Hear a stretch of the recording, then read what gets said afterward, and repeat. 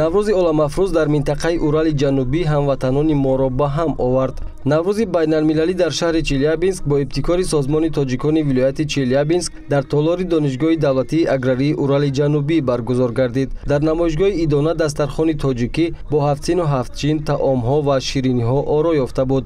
инчунин китобҳо дар бораи Тоҷикистон, намуна аз либосҳои гулдӯзӣ, чакан ва дигар ҳунарҳои мардумӣ ба намоиш гузошта шуд. намояндагони халқҳои мавзеи Наврӯз аз намоишгоҳ дидан карда бо расму анъанаҳои қадимтарин ҷашни таърихӣ ва мардумӣ шинос шуданд.